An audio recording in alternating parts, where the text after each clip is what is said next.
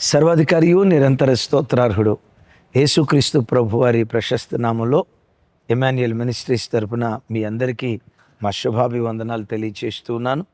క్రీస్తునందు మాకు అత్యంత ప్రియమైన దైవజనాంగమా, ఓ ప్రాముఖ్యమైన ప్రత్యేకమైన సంతోషకరమైన శుభ సమాచారం. దయగల దేవుడు ఇజ్రాయెల్ దేశానికి రావటానికి మరొకసారి ప్రభువారు మార్గం తెరిచారు. ఈ నెల అనగా జూన్ నెల 26వ తారీఖు శుక్రవారం ఇజ్రాయెల్ దేశానికి నేను, దైవజనురాలు, మేము ఇజ్రాయెల్ దేశానికి వస్తూ ఉన్నాం.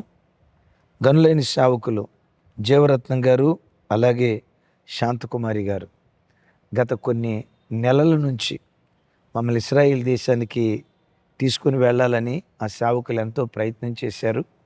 ఏప్రిల్ మాసంలో వీసా వచ్చింది, కానీ యుద్ధ వాతావరణాన్ని బట్టి అది క్యాన్సిల్ అయింది.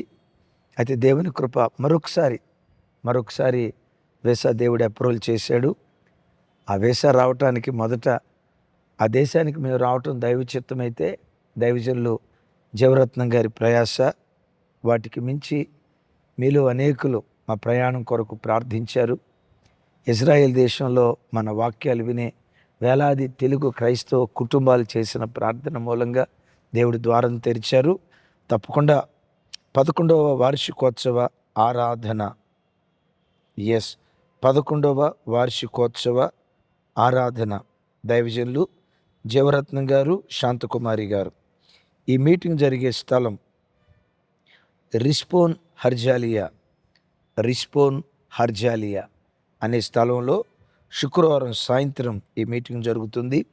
మిమ్మల్ని, మీ కుటుంబాలను హృదయపు లోతులో నుంచి ప్రేమపూర్వకంగా ఆహ్వానిస్తూ మా ప్రయాణాల కొరకు ప్రార్థన చేయండి. మంచిది. ఈరోజు శనివారం కదా, సెంట్రల్ మందిరంలో ఉపవాస ప్రార్థన, ఒక అద్భుతమైన వర్తమానం. అలాగే రేపు ఆదివారం కదా, ఎమాన్యుయల్ మినిస్ట్రీ సెంట్రల్ మందిరంలో దివ్యమైన 3 బలమైన వర్తమానాలు పరిశుద్ధాత్మ దేవుడు మన కొరకు సిద్ధపరిచారు. ఫస్ట్ సెషన్లో కన్నీటి కేక దేవుని హృదయాన్ని కదిలించి నీ కన్నీరు తుడుస్తుందని తెలుసా? దివ్యమైన వర్తమానాలు నెహెమ్యా గ్రంథం 5వ అధ్యాయంలో నుంచి. అలాగే సెకండ్ సెషన్లో బయట శత్రువుల కంటే లోపటి శత్రువులు మరి ప్రమాదం తెలుసా? ఇలా దివ్యమైన 3 ఆరాధనలో సందేశాలు పరిశుద్ధాత్మ దేవుడు సిద్ధపరిచారు. ఒకవేళ ఇంకా మీ మందిరాలకు, స్థానిక మందిరాలకు వెళ్ళటం టైం ఉంటే ఫస్ట్ సర్వీస్, సెకండ్ సర్వీస్ చూడండి. తప్పకుండా ఆదివారపు ఆరాధనలకు స్థానిక సంఘాలకు వెళ్ళండి. తిరిగి వచ్చిన తర్వాత అయిన వర్తమానాలు విని బలపడగలరని ప్రేమతో మనవి చేస్తూ, ఓ ప్రత్యేకమైన వర్తమానం ఈ దినం మీతో పంచుకుంటాను. నేను వర్తమానం ఇచ్చే ముందు చిన్న ప్రశ్న మిమ్మల్ని అడుగుతాను. ఈ భూమి మీద 100కి 100 పాళ్ళు చెడ్డోళ్ళు ఉన్నారా?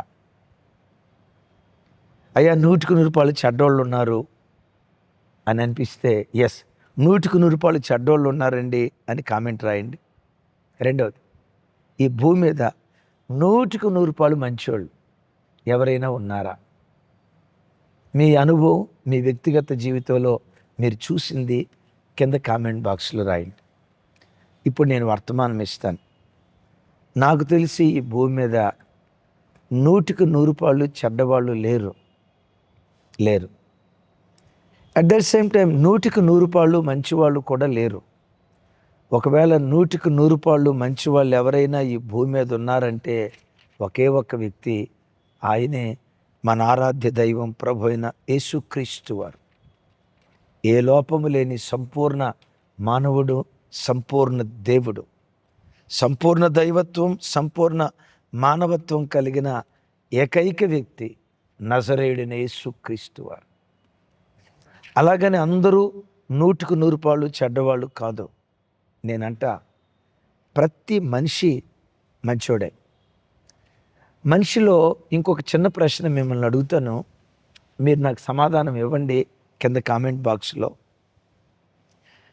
ఏ మనిషిలోనైనా మంచి శాతం ఎక్కువ ఉంటుందా, చెడు శాతం ఎక్కువ ఉంటుందా? చెప్పండి. మంచి శాతం ఎక్కువ ఉంటుందా, చెడు శాతం ఎక్కువ ఉంటుందా? మీకు తెలిసి నన్ను అడిగితే ప్రపంచంలో అమెరికా నుండి న్యూజిలాండ్ వరకు, ఆస్ట్రేలియా అనేవాడినే కానీ మా ఊరు లక్ష్మణ్ ఊరుకోడు.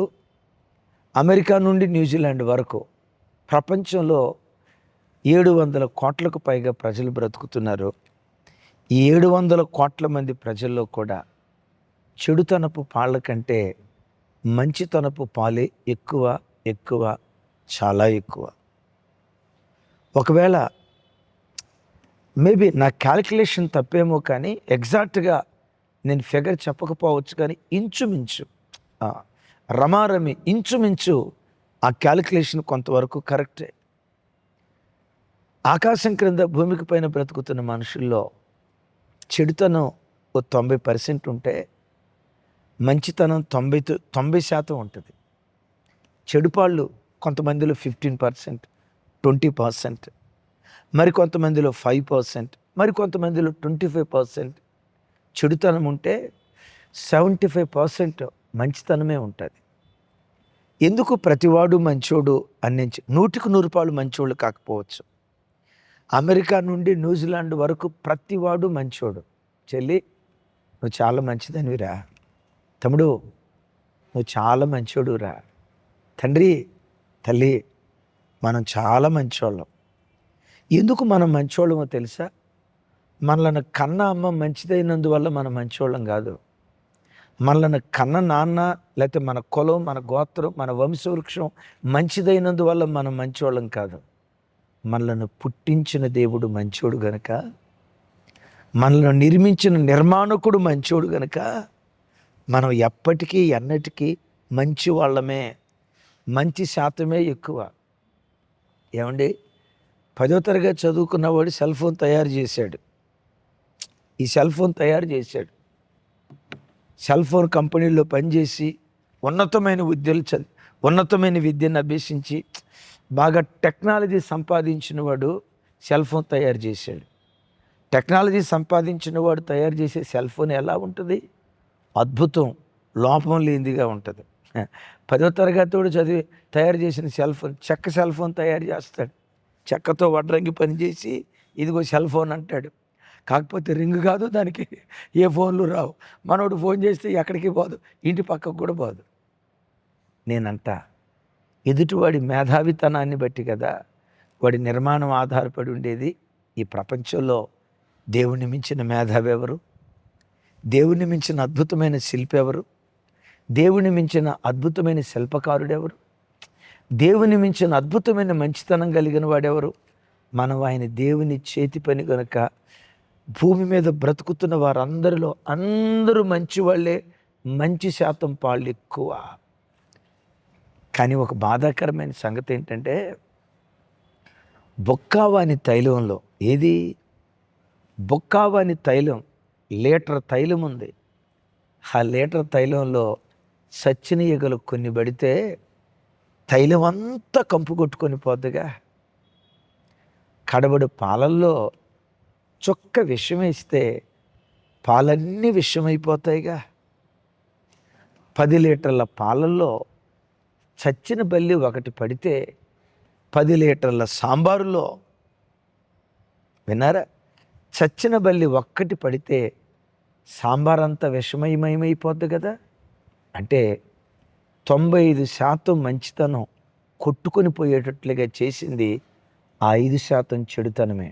తమ్ముడు, చెల్లి, నేను మరలా చెప్తున్నా, నువ్వు చాలా మంచోడివిరా. నువ్వు చాలా మంచిదానివమ్మా. నీలో చెడు గుణాల కంటే మంచి గుణాల పాలే ఎక్కువ. కానీ బాధ ఏంటో తెలుసా? ఆ చిన్న చెడు గుణాలు నీ మంచితనం అంతా నిర్వీర్యమైపోయేటట్లుగా చేస్తున్నాయని చెప్పటంలో ఎంత కూడా సందేహం లేదు. చాలా సందర్భాల్లో కొంతమంది తల్లులు వచ్చి చెప్తారు, అయ్యా, మా ఆయన దేవుడు చాలా మంచోడు, మా ఆయన లాంటి మర్యాదస్తుడు, మా ఆయన లాంటి నిదానం, మా ఆయన లాంటి నెమ్మది, ఎంత మంచోడంటే అంత మంచోడయ్యా. కానీ తాగనప్పుడు సొక్కేసుకున్నాడా, మాకు సొక్కలు చూపిస్తాడయ్యా. అదే విషయం వాళ్ళు తెలియదు కానయ్యా, చొక్కేసుకున్నాడంటే నోటికి ఏ మాట వస్తుందో తెలియదు. ఆ మత్తు దిగిందా, పిలిచినా పలకరించడయ్యా. ఒక ఆడపిల్ల వైపు కన్నెత్తి చూడటం కానీ, గొడవలకు దిగటం కానీ, ఎంత సౌమ్యుడిగా ఉంటాడంటే అంత సౌమ్యుడిగా ఉంటాడయ్యా. అంత మంచోడే కానీ నా భర్త తాగనప్పుడు మంచోడయ్యా. విన్నారా? త్రాగుడనే చచ్చిన ఈగ, కొంతమందిలో కోపమనే చచ్చిన ఈగ, అసూయనే చచ్చిన ఈగ, కాముకత్వం అనే చచ్చిన ఈగ, సెల్ ఫోన్లో ఆన్లైన్ బెట్టింగ్ అని చచ్చిన ఈగ. ఈ చచ్చిన ఈగలు కొన్నిబడి, కిలోలు కాదు, కొన్నిబడి తైలమంతా పాడు చేసినట్లుగా తమ్ముడు, నీలో ఉన్న చిన్న చిన్న బలహీనతలే నీ భక్తి జీవితాన్ని పాడు చేస్తున్నాయన్న సంగతి ఎరిగి ఈ వాక్యం వింటుండగా చచ్చిన ఈగలు ఏవి నీలో ఉన్నాయో ఈరోజు వాటిని నువ్వు తొలగించుకోగలిగితే నీవెప్పటికీ తైలానివే. అనేక మంది బ్రతుకుల్లో సువాసనను వెదజల్లి ఆశించి ఆగ్రానించే అద్భుతమైన జీవితం నీది. దైవజనమ, బైబిల్లో కొన్ని క్యారెక్టర్స్ మీతో పంచుకుంటాను. వాళ్ళు మంచోళ్ళు చెడ్డోళ్ళు మీకున్న అభిప్రాయం ఉన్నది ఉన్నట్లుగా టకాటకమని చెప్పాలి. నంబర్ 1, కయ్యూను మంచోడా చెడ్డోడా? కింద కామెంట్ బాక్స్లో రాయాల. నంబర్ 2, ఏశావు మంచోడా చెడ్డోడా? కామెంట్ బాక్స్లో రాయాలి. నంబర్ 3, రూబేను మంచోడా చెడ్డోడా? నంబర్ 4, రాజైన ఆహాబు మంచోడా చెడ్డోడా? మీకున్న అభిప్రాయం కింద కామెంట్ బాక్స్లో రాయండి. అగైన్, ఇప్పుడు ఈ వర్తమానం విన్న తర్వాత 100కి 100 పాళ్ళు చెడ్డోళ్ళు ఎవరు లేరుగా. మనిషిలో మంచితనం ఎక్కువ కాబట్టి, ఎక్కువని అన్నజెప్పాడు కాబట్టి, అన్నజెప్పిన మాటను బట్టి కయ్యూను మంచోడు అని రాయొద్దు. మీకున్న అభిప్రాయం అడిగా. సరే, మీ పిల్లలకి కయ్యూను అనే పేరు పెడదాం అనుకుంటున్నా. ఎంతమంది ఆ పేరు ఇష్టపడతారో చెప్పండి. ఇప్పుడు చెప్పంటారా? కయ్యూను చాలా మంచోడు, కానీ బొక్కావని తైలంలో చచ్చిన ఈగలు కొన్ని పడితే తైలమంతా కంపు కొట్టుకొని పోయిందే. మీరు అనొచ్చు, అన్న కయ్యూల్లో మంచితనం ఏంటన్నా? పరిశుద్ధ గ్రంథం 66 పుస్తకాలలో బలిపీఠాన్ని కట్టిన మొట్టమొదటి వ్యక్తి ద గ్రేట్ కయ్యూన్. బలిపీఠ మీద బలర్పించిన మొట్టమొదటి వ్యక్తి కయ్యూను. దేవుని ఆరాధించడానికి వచ్చిన మొట్టమొదటి వ్యక్తి కయ్యూను. ఎక్కువ బలిపీఠాలు కట్టింది అబ్రహాం, మేబీ మొదటి బలిపీఠం కట్టినవాడు కయ్యూను. ఏమండి, బలిపీఠం కట్టాలనే ఆలోచన తనకు వచ్చిందంటే ఆ బలిపీఠం మీద తన పంట పొలంలో ప్రథమ ఫలం అర్పించాలి అన్న ఆలోచన తనకు వచ్చిందంటే, ఒక మాట, దేవుణ్ణి ఆరాధించాలనే మనసు అతనికి వచ్చిందంటే భక్తి కలిగినోడా భక్తిహీనుడా? ఒక మాట, భక్తి కలిగినోడా భక్తిహీనుడా? మీరు అనొచ్చు, అన్నయ్య అది కయ్యూనుకు పుట్టి ఉండదు అన్నయ్య, వాళ్ళ అమ్మా నాన్న అదే అవాదములు చెప్పుంటారు, వాళ్ళు చెప్పిన దాన్ని బట్టి ఆయన తీసుకొని వచ్చి ఉంటాడు. సరే, మీ అభిప్రాయానికి నేను వస్తాను. ఇప్పుడు తల్లిదండ్రులు చెప్పిన మాటకు లోబడి బలిపీఠం కట్టాడంటే విధేయుడా అవిధేయుడా? చెప్పండి. విధేయుడా అవిధేయుడా? విధేయుడే. ఇన్ని మంచి లక్షణాలు, మొదటి బలిపీఠం కట్టినవాడు, అర్పణ అర్పించినవాడు, ఎస్, దేవుని మొదట ఆరాధించినవాడు, తల్లిదండ్రుల మాటకు విధేయత చూపినవాడు. ఎంత గొప్ప తైలం అతను లోపటుంది, ఎంత గొప్ప తైలం అతను లోపటుంది. తమ్ముడు, ఇంకొకసారి చెప్తా, నువ్వు అస్సలు చెడ్డదానివి కాదు, నువ్వు పూర్తిగా చెడ్డోడివి కాదు, నువ్వు తైలానివి. తైలానివి. ఎన్ని గొప్ప లక్షణాలు, 95% మంచి లక్షణాలు నీలో ఉన్నా ఆ 5 చెడు లక్షణాలే, ఆ 5% చెడు లక్షణాలే తైలమంతా కంపు కొట్టుకొని పోవటానికి కారణమవుతుంది. ఇంతకీ కయ్యూనులో ఉన్న చచ్చినీగేంటి? అసూయ. చచ్చినీగేంటి? కోపం. అసూయ, కోపం, ఈ గుణం కయ్యూనును నరహంతకుడిగా మార్చింది. విన్నారా? మొట్టమొదట బలిపీఠం కట్టినవాడు కయ్యూనే. బైబిల్ అంతట్లో నరహత్య జరిగించిన మొట్టమొదటి వ్యక్తి కూడా కయ్యూనే. మంచివాడు ఎలా చెడ్డోడయ్యాడు? చచ్చిన ఈగలు తనలో పడితే ఆ చచ్చిన ఈగలను తొలగించుకోలేకపోయాడు.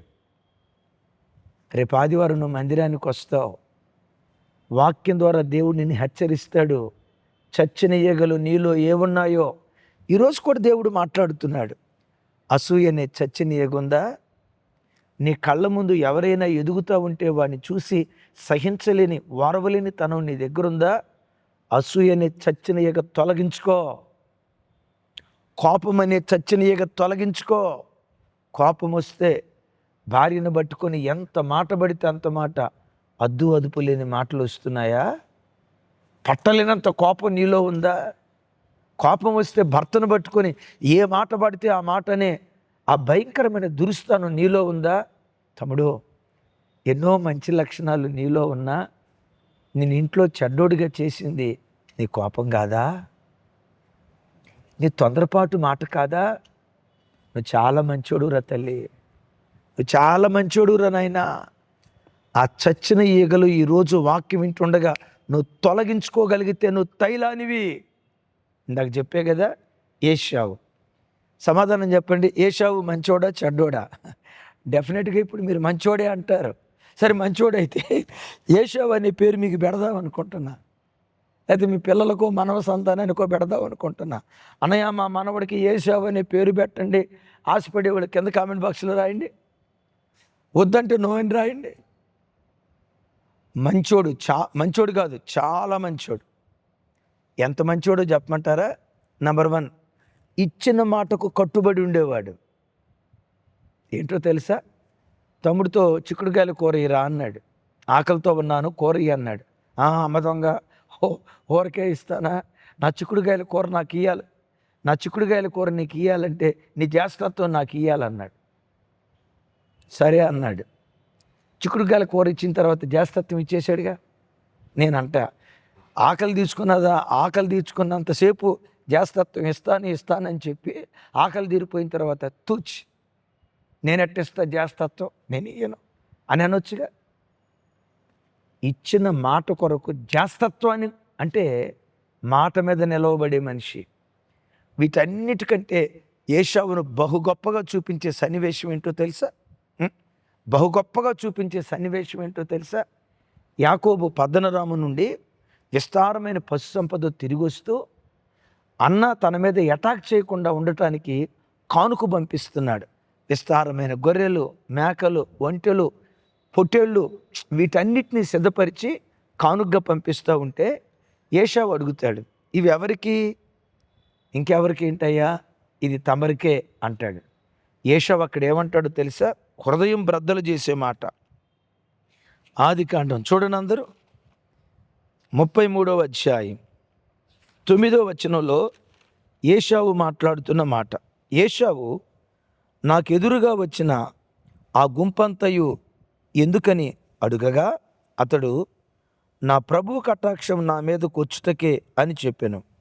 9వ వచనం, అప్పుడు ఏశావు, సహోదరుడా, నాకు కావలసినంత ఉన్నది, నీది నీవే ఉంచుకొనమని చెప్పాను. ఏమన్నాడు?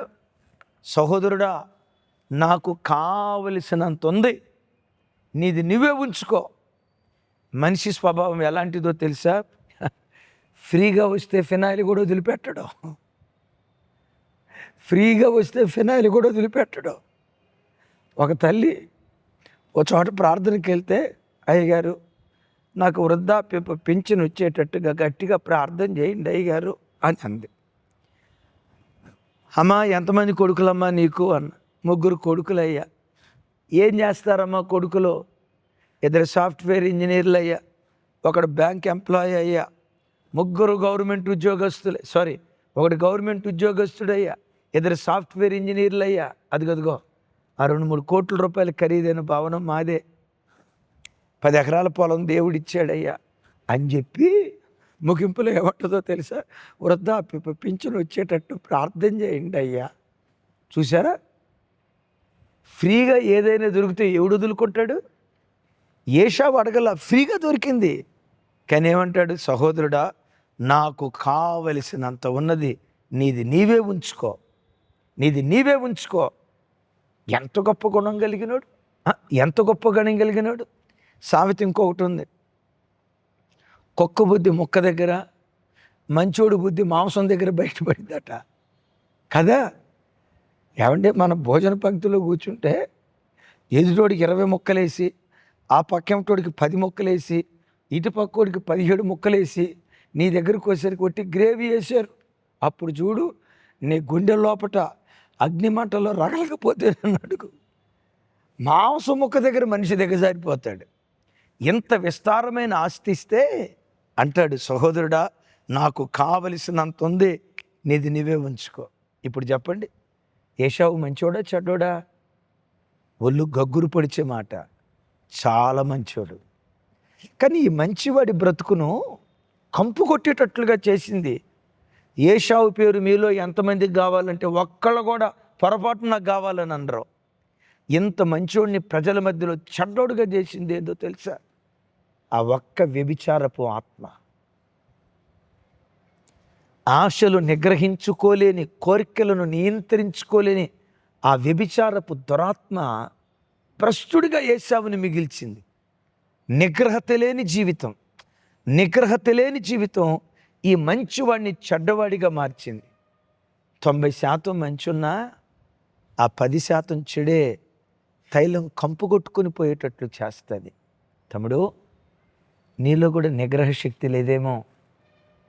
చూడకూడదు అనుకుంటావు, అవే చూస్తూ. చదవకూడదు అనుకుంటావు, అవే చదువుతూ.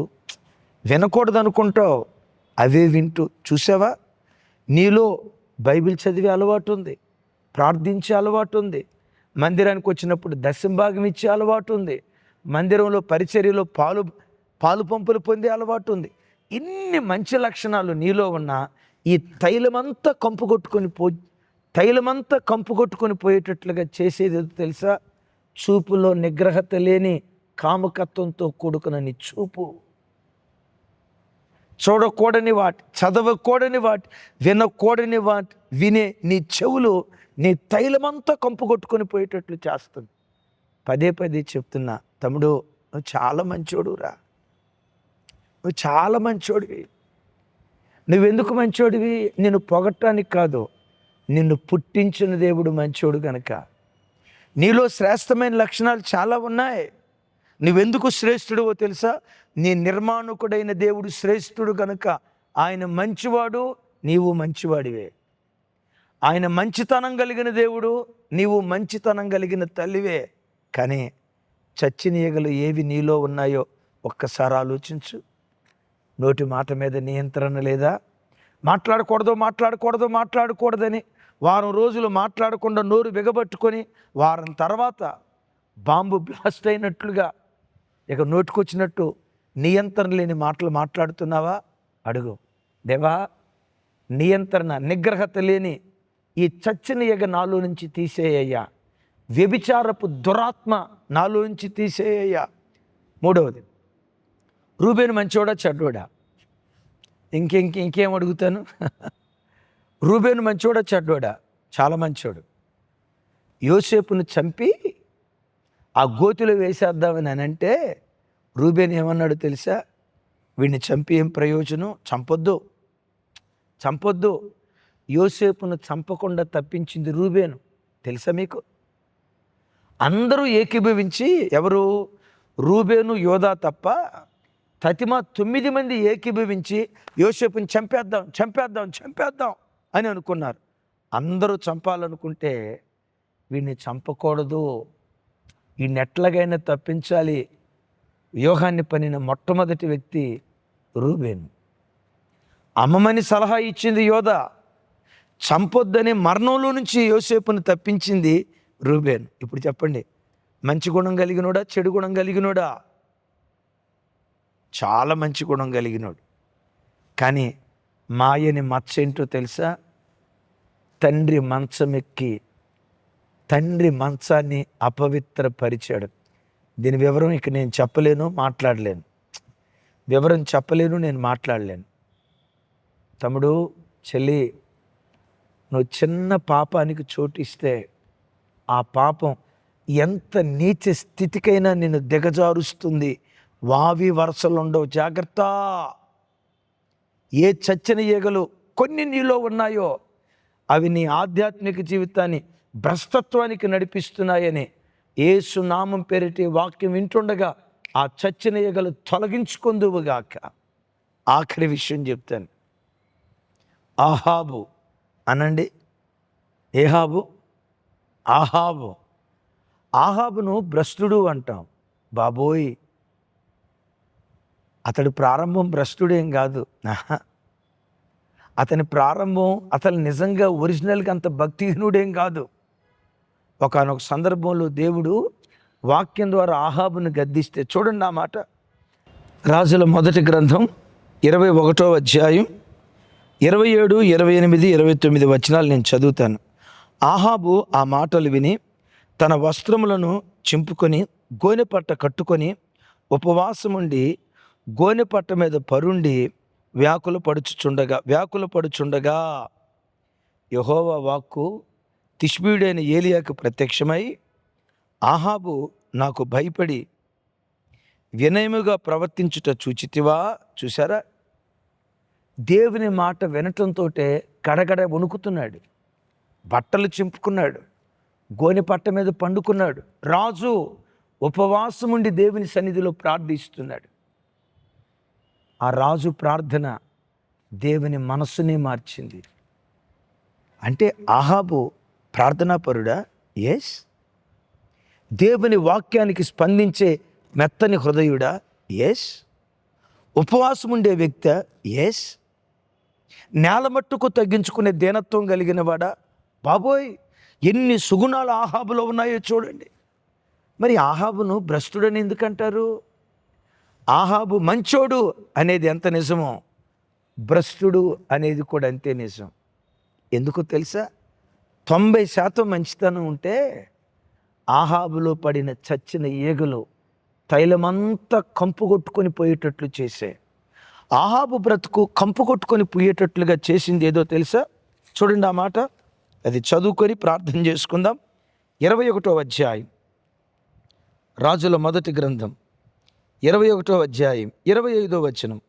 తన భార్య అయిన యెజెబెలు ప్రేరేపణ చేత యెహోవా దృష్టికి కీడు చేయ తన్ను తాను అమ్ముకొనిన ఆహాబు వంటి వాడు ఎవ్వడునూ లేడు. ఎంత మంచితనం కలిగిన వాడు, దేవుడు ఇక అంత చెడ్డోడు ఎవడూ లేడు అనేటట్లుగా అయిపోయాడు. అంటే ఈ మాటలో ఉన్న అర్థం, అంత భ్రష్టుడైన రాజు ఇజ్రాయేలు చరిత్రలో ఎవ్వరూ లేడన్నాడు. నిజంగా ఇతడు భ్రష్టుడా? వినయశీలి, దేవుని మాటకు స్పందించే మెత్తని హృదయుడు, ప్రార్థనాపరుడు, ఉపవాస వీరుడు. ఇన్ని సుగుణాలున్న ఈ వ్యక్తి ఎందుకు భ్రష్టుడయ్యాడు? బైబిల్లో రాయబడిన మాట, భార్య ప్రేరేపణ చేత భ్రష్టత్వానికి తను తాను అమ్ముకున్న రాజు. అందుకని తమ్ముళ్ళరా, భార్యల మాట వినకండి. భార్య మాటలు తొందరపడి వినకండి. భార్య అంటే ఏ భార్య? దేవుడు నీకు ఇచ్చిన జీవిత భాగస్వామి కాదు. దేవుని వాక్యం శరీరాన్ని భార్యతో పోలుస్తుంది. క్రీస్తు శరీరం అనేది సంఘం, ఆయన పెండ్లి భార్య అని వింటాం కదా. భార్య శరీరానికి గుర్తు. శరీరం నిన్ను ప్రేరేపిస్తుంది. వినారా? నీ శరీరం నిన్ను ప్రేరేపిస్తుంది. కొన్ని ప్రేరేపణలు నీ శరీరంలో నుంచి బయలుదేరుతాయి. బయలుదేరే చెడ్డ ప్రేరేపణ ప్రతి క్షణం సిలువ వేయి. నువ్వు ఆహాబు లాంటి దానివి, ఆహాబు లాంటి వాడివి కాదు. పౌలులాగా అనేకులకు ఆశీర్వాద కారకుడిగా దేవుడు నిన్ను నిలవబెట్టడం ప్రారంభిస్తాడు. నువ్వు భ్రష్టుడివి కాదు, భాగ్యవంతుడు అవటానికి దేవుడు కృప చూపిస్తాడు. తమ్ముడు, చెల్లి, తల్లి, అన్న, అక్క, నీవెప్పటికీ చెడ్డదానివి కాదు. నీలో మంచి గుణాలే చాలా ఎక్కువ. 95% మంచి గుణాలు నీలో ఉంటే చచ్చిన ఈగలు కొన్ని నీ ఆత్మీయ జీవితం కంపు కొట్టుకొని పోవటానికి కారణమవుతుంది. ఈరోజు దేవుని వాక్యం వింటుండగా రేపు ఆరాధనలో బలమైన వర్తమానాలు. అయితే నీలో ఏ చచ్చిన ఈగలు ఉన్నాయో ఇదిగో ఈ గడియలో ప్రభు మాట్లాడుతున్నాడు. మాట్లాడుతూ ఉండగా వాటిని తొలగించుకో. కోపం, అసూయ, కాముకత్వం, యవ్వన దురాశలు, శరీర కోరికలు, కాముకత్వం, అపవిత్రపు ఆశాయిచ్చలు, నీలో శరీరం ప్రేరేపించే ఆ భ్రష్టత్వపు కోరికలు, చిన్న చిన్నవి ఏవైతే ఉన్నాయో వాటిని నువ్వు తొలగించుకో. నిన్ను నా దేవుడు తైలంగా తయారు చేశాడు. నిశ్చయంగా నువ్వెప్పటికీ అనేకులకు సువాసనిచ్చే తైలంగా దేవుడు మార్చునుగాక. చెల్లి, తల్లి, ముగిస్తున్నా. నువ్వు చాలా మంచిదానివి, నువ్వు చాలా మంచోడివి. నువ్వెందుకు మంచోడివో తెలుసా? నిన్ను పుట్టించిన దేవుడు మంచివాడు గనుక, నీ నిర్మాణకుడైన దేవుడు శ్రేష్ఠుడు గనుక నువ్వు శ్రేష్టమైన వాడివి. ఆ చచ్చిన ఎగలను తొలగించుకుంటే వాక్యం ద్వారా, ఆత్మ ద్వారా, పశ్చాత్తాపపు ప్రార్థన ద్వారా వాటిని తొలగించుకో. దేవుని వంటి దానిగా, దేవుని వంటి వాడిగా ఈ భూమి మీద బ్రతికే కృప దేవుడు మనకు అనుగ్రహించునుగాక. ప్రార్థన. అందరూ కళ్ళు మూసుకోనండి. తండ్రి, మీకు స్తోత్రాలు. అవును నాయన, మేము ఎప్పటికీ చెడ్డోళ్ళం కాదు, నీ పోలిక. మమ్మల్ని పుట్టించిన మీరు మంచి దేవుడు, మేము మంచివాళ్ళం. మేము ఎప్పటికీ మంచివాళ్ళమే. కానీ చచ్చిన ఎగలు మాలో పడి మా మంచితనం కనుమరుగయ్యేటట్లుగా చేశాయి. ఈరోజు ఓ ప్రత్యేక కోణంలో మాతో మాట్లాడావు. కయ్యూను ఎంత మంచోడో, రూబేన్లో, ఏశావులో, ఆహాబులో ఎన్ని గొప్ప లక్షణాలు ఉన్నాయో ఆ గొప్పవారిని బహు దయనీయమైన స్థితికి దిగజార్చింది కొన్ని బలహీనతలని మాతో మాట్లాడావు. యేసు నామం పేరిట ఈ దినమే చచ్చిన ఎగలను తొలగించుకునే కృప మా ఒక్కొక్కరికి దయచేయుదురుగాక. చచ్చిన ఎగలు యేసు నామం పేరిట మాలో నుండి తొలగిపోవునుగాక. చేతులెత్తి నీ ప్రజలను దీవిస్తూ ఉన్నాను. ఈ ప్రజలు దీవించబడుదురుగాక, ఈ ప్రజలు వర్ధిల్లుదురుగాక. కృపచాటుని ప్రజలను దాచి మీరే మహిమ పొందమని సమస్త ఘనత, మహిమ, ప్రభావాలు మీకు ఆరోపిస్తూ యేసు నామం పేరిట ప్రార్థించి స్తుతించి పొంది ఉన్నాను తండ్రి. తండ్రి అయిన దేవుని ప్రేమ, కుమారుడైన యేసుక్రీస్తు వారి దివ్యకృప, పరిశుద్ధాత్మ దేవుని సహవాసం మనకు సకల పరిశుద్ధులకు సదా తోడయుండి నడిపించునుగాక. ఆమేన్, ఆమేన్, ఆమేన్. Thank you. రేపు ఆరాధనలో కలుసుకుందాం. ఈరోజు శనివారం ఉపవాస ప్రార్థన. తప్పకుండా పాలు పంపులు పొందండి.